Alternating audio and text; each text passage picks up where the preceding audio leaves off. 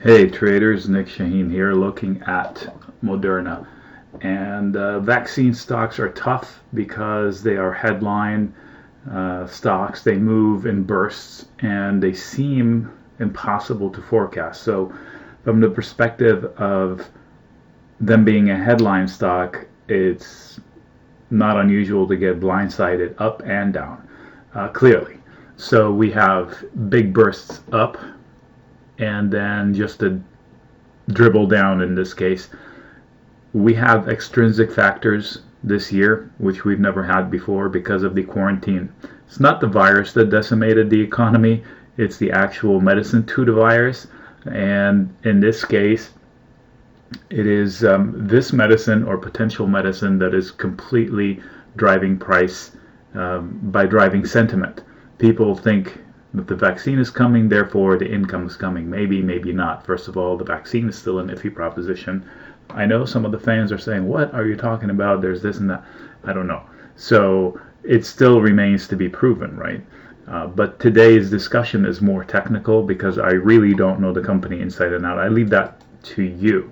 All I know is that it all hinges on future successes from the scientists, because right now there's virtually, like, it's priced at 300 times its full year sales, which tells me that it doesn't have much as far as sales are concerned. And so the revenues are 60 million for a market cap of 22 billion. You remember the pot companies when they first came out? Everybody made fun of that fact. So in this case, it's just the bet on future sales. So the edge that we have, if we want to trade this stock, I don't have any positions in it, so I'm completely unbiased here. It is the chart, and seemingly it's hard to forecast, but I have drawn a few lines from my prior videos. You can go back and watch them. So let's see what goes on. So this is a daily chart, about a year's worth of data, and just from the volume profile, I can see that there are 2 points of interest. One is about this area, and one is down here. So this was the base from which this sprang in from the March bottom as far as stock market is concerned. But this doesn't tell me a lot, so sorry about that. The chat room down there is open. And these are the lines I drew on the way up, and most recently on the squeeze here, probably in one of my videos. So I thought that there was a descending lower high trend butting up against the bottom. I didn't know which way it is going to break. They tried to break it out, so I did a little jag, and they hit the first leg of it, and then they failed. Unfortunately, they came back and lost the floor, and they traced out my downside scenario almost perfectly, and they're trying to base at it. Again, this is a daily chart, so one bounce does not make a floor. I like where it's happening. This was an emphatic bottom right there in May, end of May. It also served as some sort of a neckline. They tested it, and they haven't come back to it until now. It was also a prior fail zone.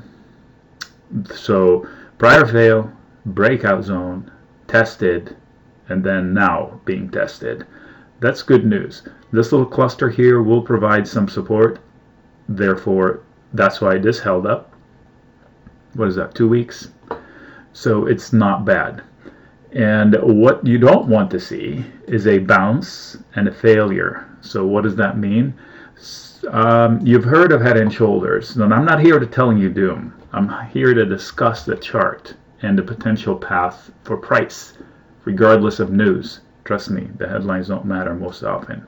Okay, so let's say this bounce works its way. Technically, there should be a resistance zone in here and a resistance line in here. That's why I have these orange. So these are R's, okay, resistances. Let's say they attack the first one, they come to the second one, and they fail. These two candles are very telling right there, the two edges. So, and then let's say they fade and the market corrects in general. You got that to consider. This won't rally all by itself. And they re-attack this neckline. So we established that this was a neckline taken out, and now it's a base. See that? They're defending it over and over. What if they lose it? Technically, for whatever reason, reason for the entire stock market falling or not, now you have some sort of a head and shoulder. I know it's not a perfectly technical head and shoulders, but to me, this is what matters, the neckline.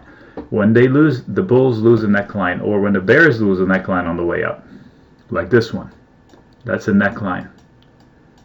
higher lows. They came at it. The bears lost it. The target should have been about this big from here. And look at that. That was the next neckline, which is what we're talking about here. So one battle zone to another. Right there. One battle zone to another. If they lose it, they are liable to come back and retest this one. What? 40? I didn't say it's going there. I'm saying if they lose this, they are in danger of doing this. Don't care what the fundamentals are. This is going to happen, in my opinion, if they lose this line. And the line is not a hard line in the sand. In this case, it's more of a zone. But if you want a hard line trigger for it, this is it. So from a trigger perspective, I put a line here. Did I? Maybe not. So I'm going to put an alert for myself over here. And then I say potential head and shoulders with a question mark. And if so, 40. Again, I am not calling for it. But if I'm long, I'd want to know this is happening. Just purely technical. Let's get shorter in time to see if we can get smarter with our conversation here. See, there's nothing near term. So if I'm short-term trader, I'm trading it on a 5-minute basis. This is 5. What's today? What is it doing today? This is pre-market today. Oh, by the way, what is today? 9/10, September 10th.